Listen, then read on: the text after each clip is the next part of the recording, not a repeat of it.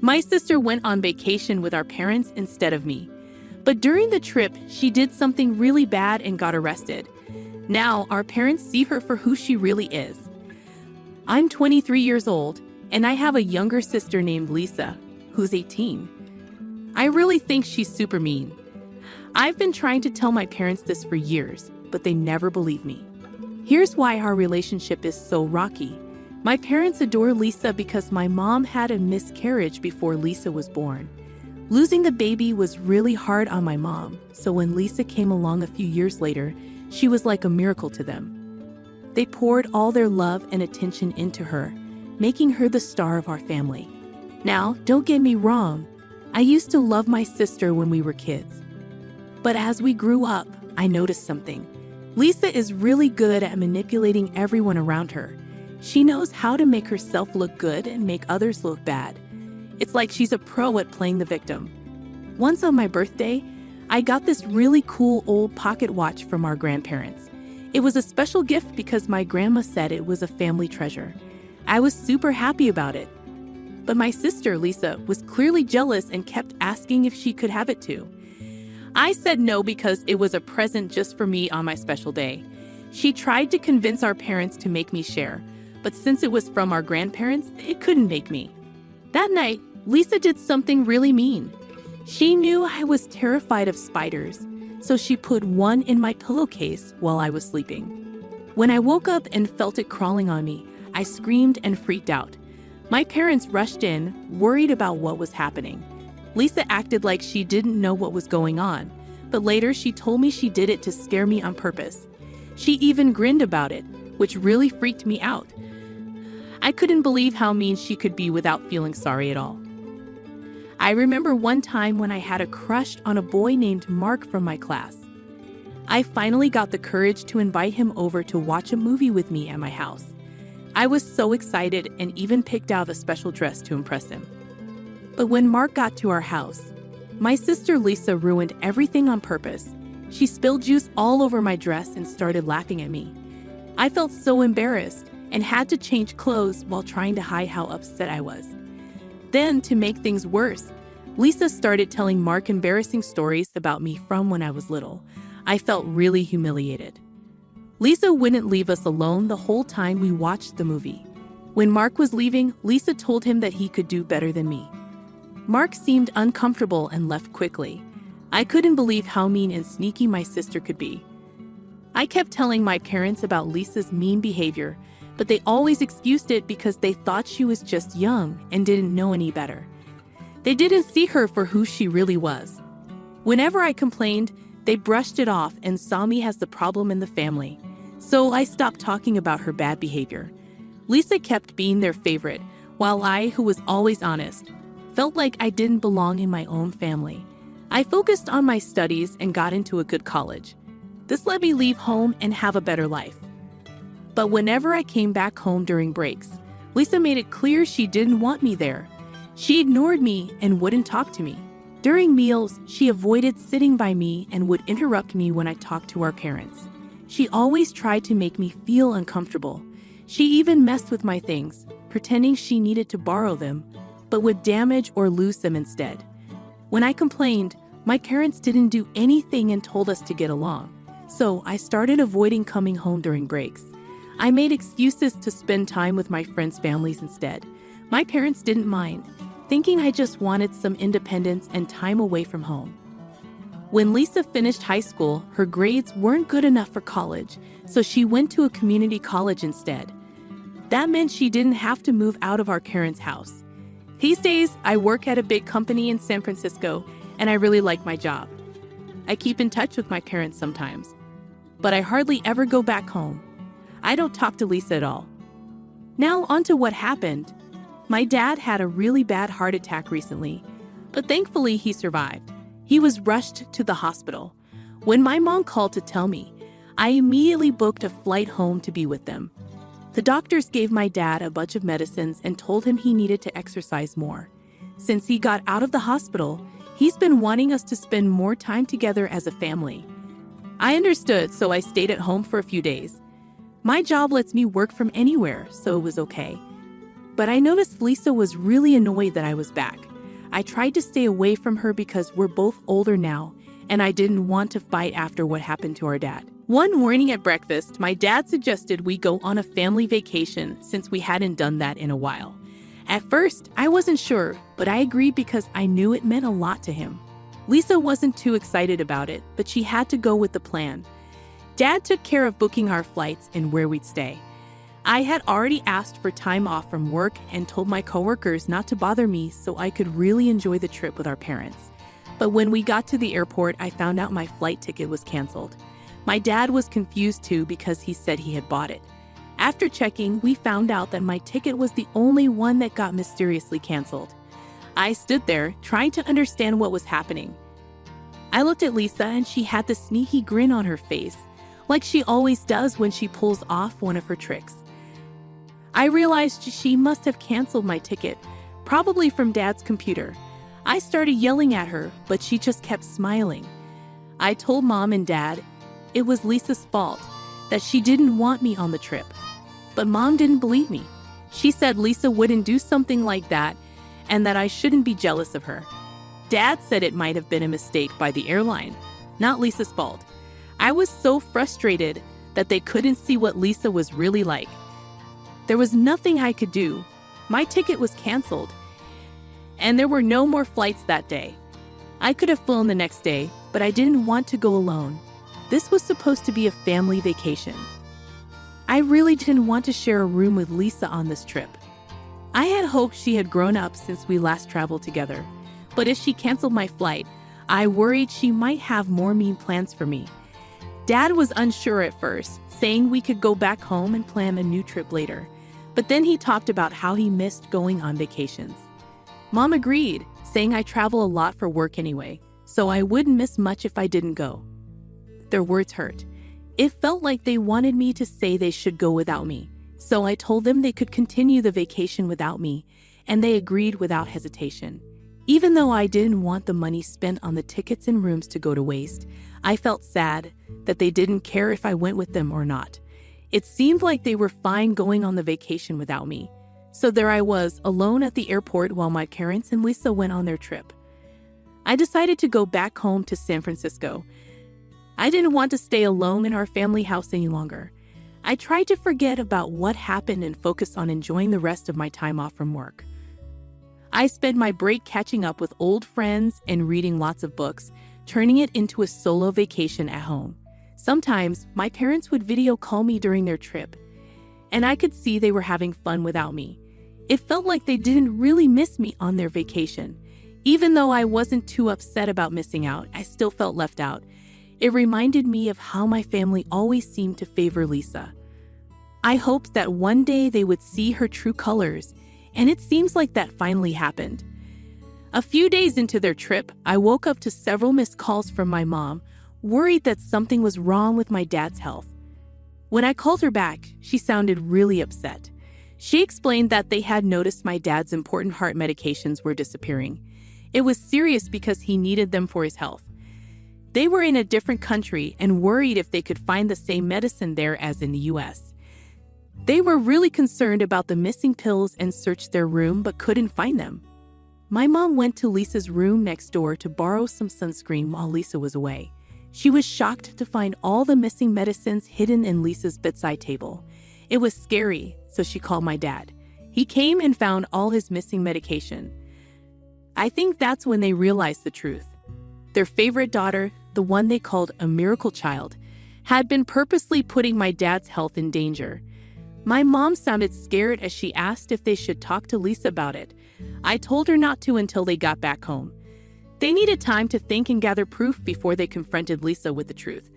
Talking to her now wouldn't help because she's good at making excuses to avoid getting in trouble. But something must have happened because my parents must have talked to her about it. Lisa would be let go after 24 hours, and my parents couldn't do anything about it right away. They really wanted to go home after Lisa was released, so they tried to change their flight, but they found out their passports and wallets were missing. Lisa had either thrown away their passports or hid them. So now, they were stuck in another country with no passports or money. I think this was the first time my parents saw Lisa for who she really was. My mom, who always defended Lisa, was now asking me for help because they didn't have money or documents to fly home. She was upset and shocked to realize her daughter wasn't as good as she thought.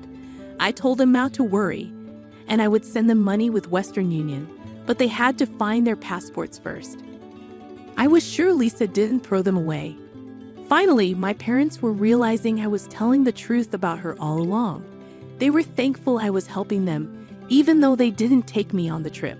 They said sorry for not believing me. Part of me wants to forgive them, but it's hard. I felt unloved because they always favored my sister. So I'm not ready to forgive them just because they regret leaving me out of the vacation. Update 1. Every day, my parents call me to tell me what's happening, and I'm getting more and more worried. After Lisa got out of jail, my parents told her to give back their passports or they'd call the police on her again. She had no choice but to tell them where she hid them. When they got home, my parents told Lisa to pack her things and leave. They finally realized how manipulative and harmful she was. They were worried she might hurt Dad again by stealing his medicine. Lisa got really mad and started yelling at my parents, saying she didn't want to share them with anyone, especially not me. She kept saying they should forget about me and only care about her.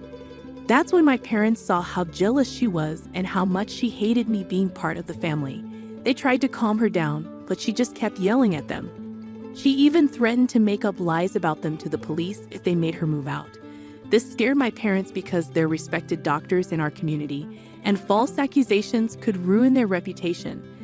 Lisa's been making life hard for my parents ever since. When she found out they were talking to me more, she got really mad and broke dishes. She keeps hiding their car keys, making it hard for them to go to work. Just tonight, she had a tantrum during dinner and broke furniture. Then she blasted loud music in her room, so my parents couldn't sleep. The situation keeps getting worse, and it's really stressing my parents out. I'm worried about what might happen next. I can't go home right now because it might make things worse. I'm trying to convince my parents to talk to a lawyer so we can find a way to solve this problem for good. Going to court seems like the best way to protect my parents and make our family peaceful again. Update 2. Lisa got arrested, just like many of you thought might happen. She was causing more and more trouble, and one night she even threatened our parents with a knife during a big fight. It scared them, so they had to call the police. The officer arrested her for assault. With Lisa in jail, our parents knew they had to do something more permanent. They talked to a lawyer who helped them figure out how to make her leave their home for good. They gave her a formal notice saying she had to move out. They didn't want to press charges against her. They just wanted her to go. They bailed her out of jail and gave her the notice. It explained why she had to leave and when. They made sure to follow all the rules so Lisa couldn't argue. Then they went to court with their lawyer to start the process of making her leave. It was really hard for my parents because they were taking their own daughter to court. They felt sad and guilty, but they felt like they had no other choice. Finally, the court said Lisa had to leave the house. If she didn't go on her own, they could make her leave. Lisa will be out by next week. My parents are relieved they're taking a step to get their home in peace back. It's been tough, but they're hopeful things will get better once Lisa moves out. I've been talking to them through all this, and I'm planning to bring them to San Francisco for a few weeks. It'll give them a break from all the stress Lisa caused. Plus, it'll be a chance for us to spend time together, and I want to support them as much as I can. Update 3. I've read through all your comments, and many of you suggested we should check if Lisa has any mental health problems. But since she's an adult, we can't make her go for a checkup if she doesn't want to. Because of her sudden angry outbursts, we don't want to make things worse by pushing her.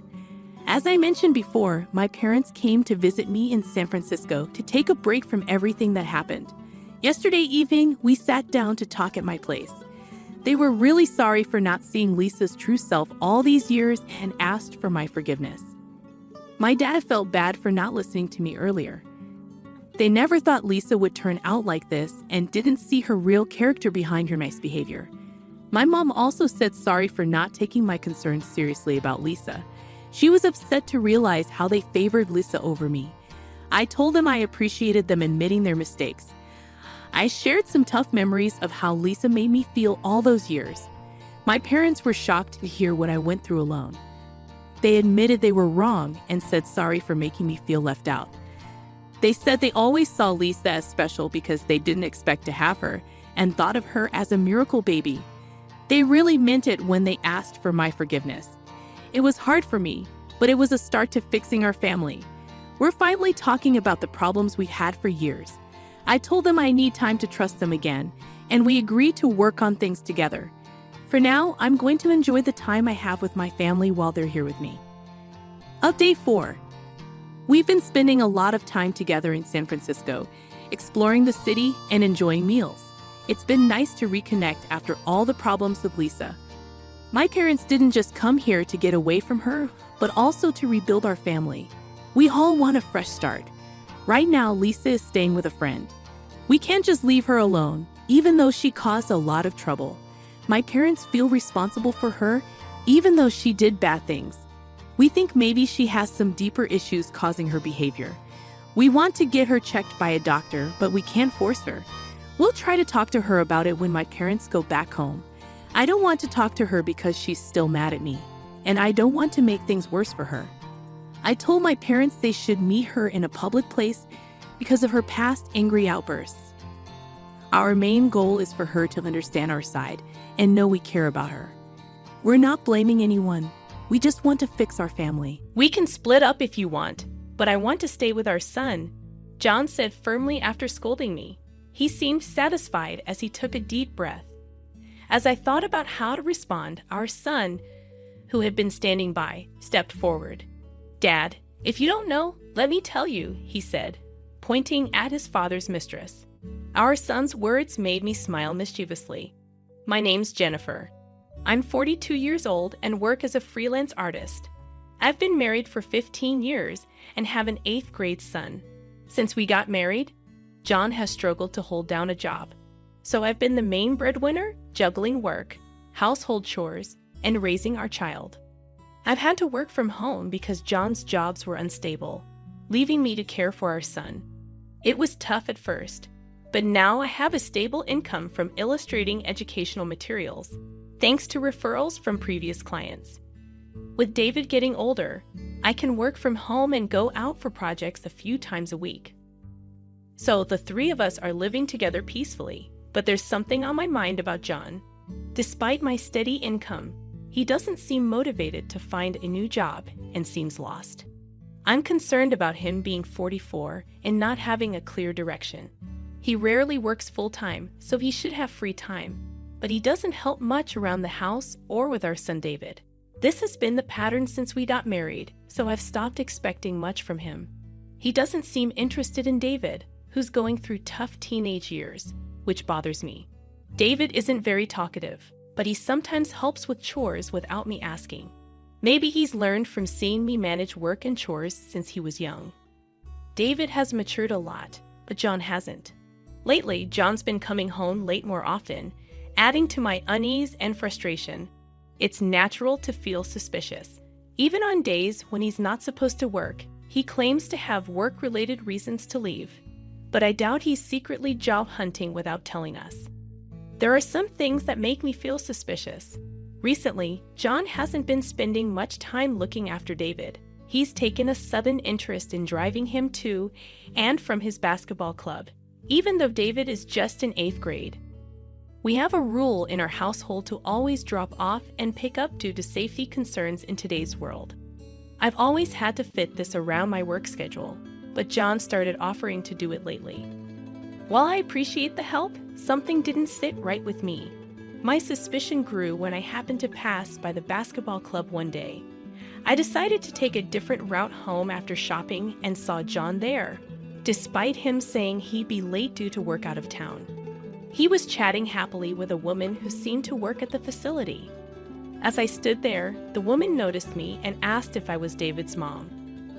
I awkwardly acknowledged her, realizing I hadn't remembered all the staff's faces. I chatted with her briefly, ignoring my husband's tense demeanor. The woman introduced herself as Jessica, but I found it odd that she didn't mention her role with my child. Seeing my confusion, John seemed eager to end their conversation. On the way home, there was an uncomfortable silence between us, and it felt like he was intentionally avoiding me. Despite his seemingly cheerful conversation with Jessica earlier, he walked beside me with his head down, avoiding eye contact. I could sense that something wasn't right. His recent late returns, sudden interest in doing drop-offs and pickups, and strange behavior after being seen with Jessica made me suspect that there was more to their relationship.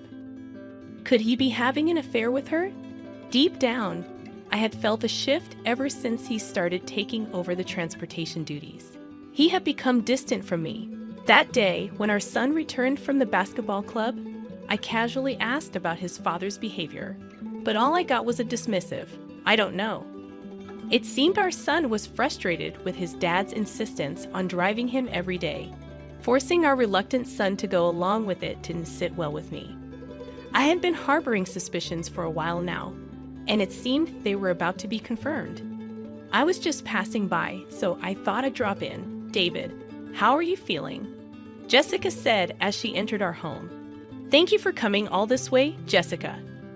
"Now please, have some coffee," I replied politely. Jessica, whom I hadn't suspected of being involved with my husband, started finding reasons to visit our home more frequently. She would mention our son occasionally, but it was clear her real motive was something else. Her visits always coincided with the times my husband was home, never when my son or I were alone. Watching them chat cheerfully in the living room confirmed my suspicions of John's infidelity.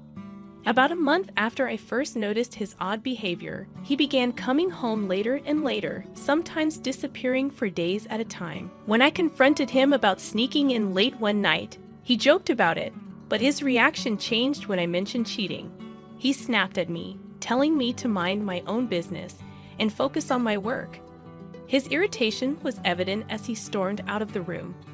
I was angry that he acted as if he was doing everything when, in reality, he left all the housework and parenting to me. "What's wrong, Mom?"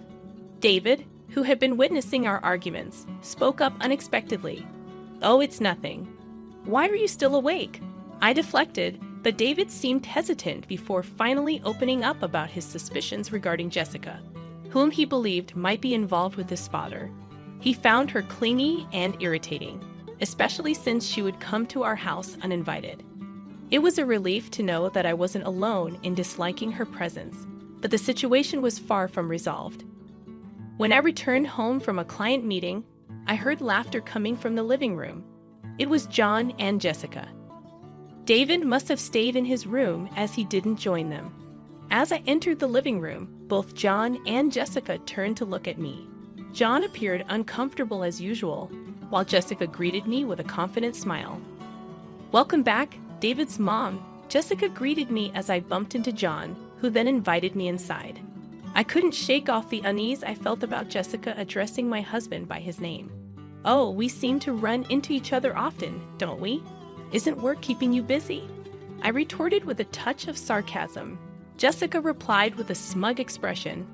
"Well, part of my job involves visiting homes." I wanted to lash out at her for being so presumptuous. "What part of your job involves critiquing people's homes?"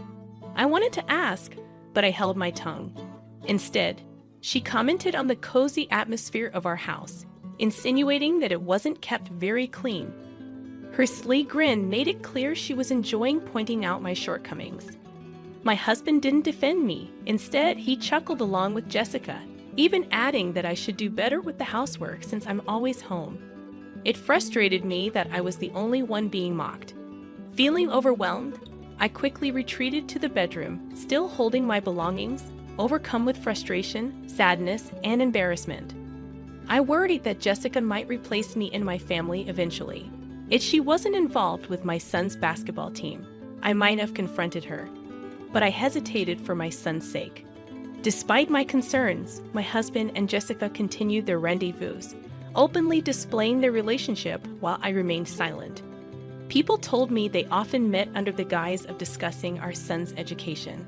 Determined to uncover the truth, I searched for evidence during my husband's absences and discovered plenty of proof of his infidelity. Despite his claims that we couldn't afford gifts for birthdays or anniversaries, I found receipts for motel stays, lavish dinners, and expensive jewelry in his coat pocket. I even found receipts for places he said were too expensive for us to visit.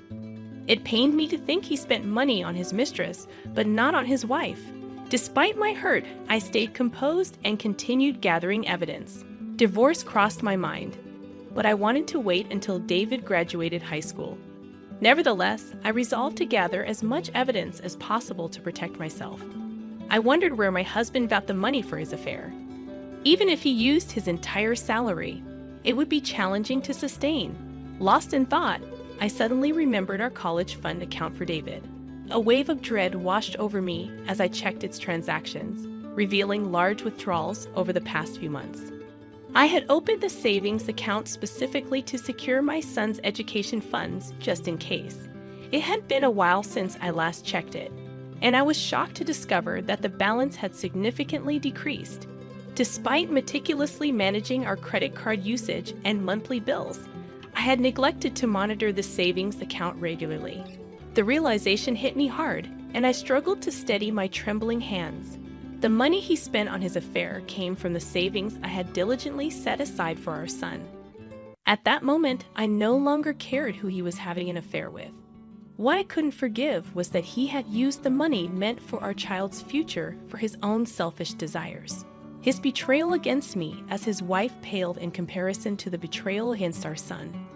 Suppressing my boiling anger, I resolved to continue pretending that everything was normal. I didn't want our son, who was at such an impressionable age, to catch on. I chose to shoulder all the problems and worries alone, not wanting to burden our hardworking son with unnecessary stress. However, the strain began to take its toll on me, leading to small mistakes in my household chores and work. Even Mrs. Smith, a longtime client, noticed my worn-out state and expressed her concern. While I struggled, my husband seemed to be enjoying himself with his mistress more than ever. Without my interference, he appeared more relaxed. Sooner or later, our son David would inevitably become aware of the issues surrounding our family. Recognizing my subdued demeanor, David silently offered to help with the laundry, expressing his understanding of the situation. His quiet support warmed my heart and fueled my anger toward the traitor who had jeopardized the money I had saved for our son. There had to be consequences for his betrayal. I contemplated reaching out to someone who had offered to support me, clenching my fists as I swore vengeance against my husband and his mistress. One evening, my husband abruptly announced that he would be away for almost a week due to work. He insisted that he was attending a training program in another state, but I had my doubts about the truthfulness of his explanation. The restaurant chain where he worked only had locations within our state, and there were no offices or branches elsewhere. I distinctly remembered him boasting about this perk when he first took the job, emphasizing that there would be no need to relocate out of state. While my son and I engaged in conversation with him, we both harbored skepticism about his story. My son casually mentioned, one of the staff members from my club is also off work for a week around this time. I don't know if she's going on vacation, but it seems unusual. Going on a week-long vacation requires some cash. Despite our casual tone, my husband appeared startled by our observation. Until then, he had been proudly discussing the rigorous training program he was supposedly attending, but suddenly fell silent and glanced down at his smartphone anxiously. Ever since I became certain of my husband's infidelity, I had been monitoring both him and Jessica closely. I even hired a private investigator who confirmed that Jessica, who worked at the basketball facility, was also taking a week off. I had known all along that my husband's supposed business trip was merely a cover for a romantic getaway with Jessica. While I could have caught him red-handed, I had other plans in mind. I had been scheming since learning of my husband's intentions to travel with Jessica. Naturally, I didn't intend to proceed without my son's agreement, but fortunately, he was on board with my plan. On the day of their trip, I bid farewell to my eager husband, and then my son, and I set about cleaning the house. With the assistance of some relatives who came over, we also began packing. Our plan was to relocate while my husband was away and stay elsewhere until we found a new home, temporarily staying with some accommodating relatives. Upon learning of our situation, our relatives, enraged by my husband's actions yet concerned for David, graciously offered us a place to stay. Additionally, I safeguarded our savings by transferring all remaining funds to my personal account, ensuring that my husband couldn't access it. As we made preparations, I noticed my husband's belongings were still in the house as we prepared to leave. It didn't feel right to abandon his things, so after some consideration, I decided to send them to a specific location. With Mrs. Smith's approval, I arranged for a pickup service to collect the boxes. Surveying the neat and tidy house my son and I now shared, we exchanged a satisfied smile. A few days after we had relocated, my phone suddenly rang, startling me in the midst of our temporary stay at my relative's place. Seeing my husband's name on the caller ID, I couldn't help but sigh involuntarily. "Hello, Jennifer," he greeted me. "Hey, what's going on?" "It's the middle of the day," I responded, already anticipating his request. "Actually, during my training, I ran out of money. Can you transfer some funds to my account?" His voice sounded panicked, confirming my suspicions. No wonder our savings account was drained. He couldn't access any funds. His desperation was palpable, more so than usual. Was it because he didn't want to appear inadequate in front of Jessica? Feeling exasperated, I declined his plea, almost amused by his predicament. "Why do you use the account you always dip into? There should still be plenty left," I suggested with a smirk. After a brief silence, he erupted into angry shouts. "Are you okay with me being broke?" he yelled, but I refused to entertain his outburst. "Your training will be over soon. You'll manage without money," I countered, goading him further. Suddenly, a frantic female voice could be heard in the background. It was the moment I had been waiting for. Surprised by Jessica's voice in the background, my husband abruptly ended the call. With everything falling into place, the next day my son and I headed to a specific location, a grand mansion with immaculate gardens, clearly the residence of affluent individuals. As if on cue, we found my husband and his mistress in a room. My husband looked terrified as he sat on the floor, offering apologies to someone. That someone, with a stern expression, was Mrs. Smith, a longtime client of mine and the principal of the middle school attended by my son David. Over the years, we had developed a close bond, sharing personal troubles and trusting each other implicitly. "My husband's actions have caused trouble, and I must apologize." I began taking responsibility for my husband's misconduct. It turned out that Jessica, who had been on a trip with my husband, was confronted by her parents about a package she had received at home. She had no choice but to return home immediately. And naturally, she insisted that my husband accompany her. Hearing Mrs. Smith's words, my husband trembled with fear. Mrs. Smith had been deeply concerned about my declining health since learning of John's affair. When I finally confided in her about the affair, and she discovered that her daughter was the mistress, she was devastated. However, Mrs. Smith was determined to make amends for her daughter's actions and had been cooperating with me ever since. She offered a heartfelt apology, gesturing toward the piles of boxes, and sternly reprimanded her daughter. "You should be ashamed of yourself for coveting what isn't yours," she scolded. Jessica's attempts to defend herself fell flat, claiming it was all a misunderstanding and questioning the sanity of the sender of numerous packages to their house. Turning to my husband, Jessica pleaded for support, but he remained silent under my disapproving gaze. With a panicked expression, Jessica confessed that she had no idea her mother worked with me and never intended for her strict mother to discover her affair with a married man. Mrs. Smith is a teacher, and she has very strict rules about what's right and wrong. She's not likely to forgive her daughter for what she did, but I didn't feel sorry for Jessica at all. "I want you to say sorry," Mrs. Smith said firmly. "My daughter has to make up for what she did. Even if it takes her whole life, she has to do the right thing."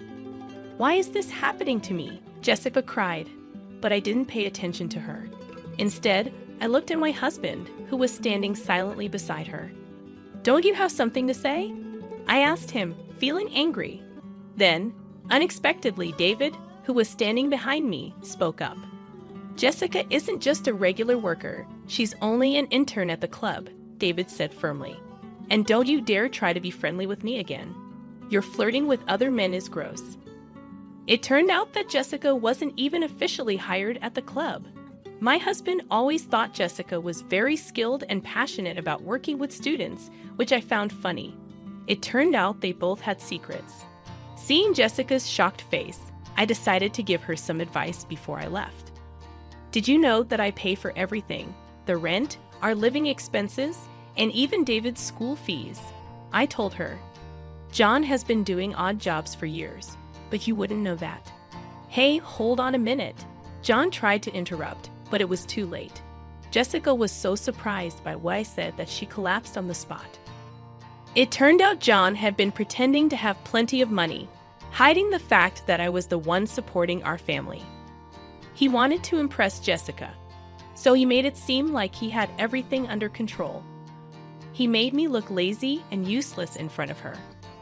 Mrs. Smith was devastated when she found out the truth about John and Jessica. When David and I happily returned home, we saw John looking defeated, with Jessica and all their things. Mrs. Smith had kicked him out. Months passed since we moved. Following Mrs. Smith's advice, I hired a good lawyer to handle my divorce. Everything went smoothly, and I felt relieved. I even found out that the savings I had put aside for David's education could be used as child support. As for Jessica, rumors spread quickly at the basketball club about her affair with a parent. She lost her job and tried to get help from her parents, but Mrs. Smith wasn't willing to help. Jessica ended up alone and confused. She left John because he didn't have any money, and now he's trying to make things right. But David and I aren't interested. Mrs. Smith felt guilty for what her daughter did to our family. I reassured her and thanked her for helping me find a new job. Life has been good with just David and me, and I'm proud to be David's mom. David's simple words brought tears to my eyes. I want to keep working as an illustrator, but most importantly, I want to be the best mom I can be for David.